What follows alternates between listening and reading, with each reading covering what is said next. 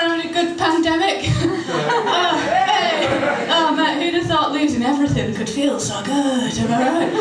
Oh, fucking hell. I'm genuinely very glad to be back in a pub, though. Like, because, I mean, I loved a pub as much as the next person, but I just thought, I wish there was more admin at the door. You know, I wish I had to download more apps. Oh, fucking smashed it now, it's great. I'd love to go on a pub crawl, but I simply do not have the data package for it. Or indeed, the appetite. But genuinely, yeah, it is. I fucking love it. It's a really lovely venue. I'm very excited to be here because I like doing this job. You don't have to go to some shitholes, right? I've done one, and I'm not saying that the guys running it were laddie.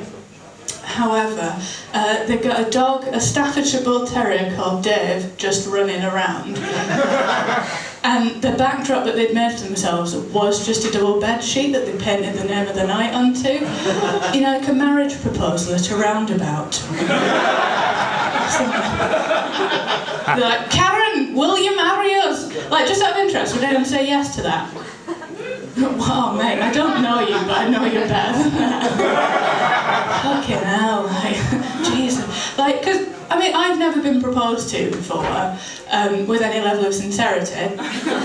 But, like, the least I'd require is for the person asking me to be there. And I don't want to be driving. So high maintenance, aren't I? Fucking hell. But do you remember that bit like pre-lockdown where we all knew it was coming and everyone was like jumping ship and it was a bit exciting, wasn't it? Like, so I kept getting phone calls from my family and they were like, Kathryn, come home, you'll be trapped in London and there are southerners everywhere. Fucking hell, because I grew up in a place called Rochdale, don't Google it. But I moved down here, it's like 5 years ago now, because I got stuck in a bit of a rut up there, you know, I was in a failing relationship, I was doing this job that I fucking hated, I was a kids entertainer, which I was massively unqualified for, because I hate kids and I'm not very entertaining. So one day I just got up and I thought, right, you know what, I'm going to move to London and I'm going to sort my fucking life out, and to my credit, I am halfway through that list. I moved to a lovely part of London called Kilburn, and the estate agent did mention it as I moved into the property, but it turns out that my street is actually a gangland boundary. Yeah, which means that a lot of young men die outside my house. It's a bit like the Somme, but with better kebab shops. Not quite as much access to healthcare in Kilburn as there was at the Somme. Too soon?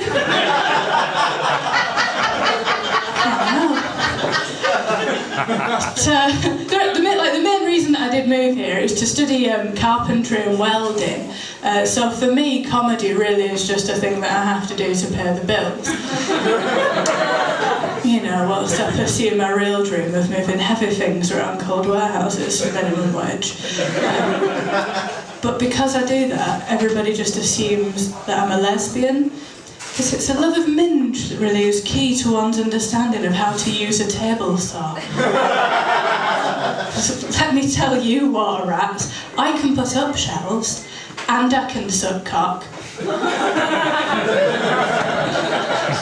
At the same time.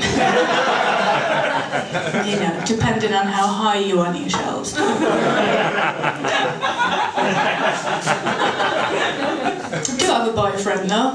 He's got a load of useless shelving in his house. We're still doing dick jokes, I'm sorry. But yeah, like my family, they were very much like, please come home. And I was like, no. Like I had a bit of a temperature and I was like, I'm going to be responsible. I'm going to stay put. I'm not going to take this terrible virus back home to the people I love. And it turns out that I was just a bit hot. Could have 100% gone home. Didn't, stayed locked in a room on my own for 3 months. But whilst I was there, I was like, you know what? I can still have new experiences. So I did, you know, I tried a moon cup for the first time. Have anyone used a moon cup before? Yeah, one person. Very good for the environment, and the rest of you like, fuck the environment. If you don't know what it is, they're great. It's a little silicone cup. You squeeze it, you pop it up inside yourself, and it expands to form a vacuum to catch your lady river in it. And when you come to take it out, and that is very important, you must remember to take it out. But when you come to take it out, what I didn't realise was that you have to squeeze it to break the vacuum. So I was just pulling on this motherfucker. Oh my God, sir, you will not know pain like it. It was horrendous. Like, I honestly thought I was going to end up pulling my intestines out like handkerchiefs from a wizard's fist. So learn from my mistakes is, I suppose, what I'm saying. It was quite hard though, wasn't it, eventually? Lockdown 1, the best lockdown. If I had to pick one of the two, it was the best one. Emotionally, it did end up getting to you, didn't it? I think the hardest part of all of it for me was trying to end a phone call. Yeah. Anyway, I have to get going. Like, we all know you've got nowhere to live. Fine, I don't want to talk to you anymore. We've all lived the same day, and it's been a shit day, hasn't it? No, we're all having great days. Fucking yeah. But I did get so addicted to social media. I was going to be like, 2020 is the year that I finally get off it, and it wasn't. It truly wasn't. Like, this is the only way I can be connected to people. But like, it's really bad for the mental health, isn't it, social media? Because like, my Facebook newsfeed is just full of tortured artists continuously making wonderful things. And I'm like, the greatest thing I've made is it through the fucking day. Appalling. But I got bored. I took Rish's advice. I retrained. I got a job with the NHS. The week after, we all finished clapping for them. Fucking fuming.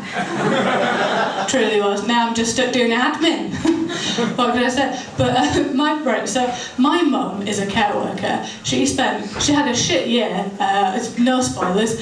She wiping actual faeces from COVID-ridden geriatrics all year. I was in this admin job for the NHS for 2 weeks, and I got sent an enamel pin badge of a rainbow with the words NHS Hero on it. And I video called my mum and I showed her this badge, and I was like, look mummy, I'm a hero. And you know, that was the first time my mum ever told me to fuck off in anger. Loads of new experiences. But I got to know my housemates for the first time after 2 years of living there. This isn't the most sociable of jobs to be doing, really. So I met them. They're nice people. They're all right. Although one of them is a vegetarian, and he said he wouldn't judge me for having a cheeky Macca's, but like I could see in his beautiful, malnourished eyes, he was judging me for it a bit. And I said to him, to be fair, God did say that all of the animals were for us. And he was like, bullshit, Kathryn. No, he didn't. So I found a copy of the Bible. It's the novel of the stage play. And I've actually found the passage here. It says, and God blessed them and said unto them, be fruitful and multiply, and replenish the earth and subdue it, and have dominion over every living thing that moveth upon the earth. May you take the chickens and stack them 70 in battery cages, and store them in a warehouse darkened, and when they are ripe, blast their skin from their bones, and blend them unto nuggets, to feed the people en masse a meal that is happy. So, Genesis 1:28 there. Ronald McDonald truly is doing the Lord's work, isn't it? And that does often work a lot better when people aren't eating. But it's what I'm finishing on. Au revoir!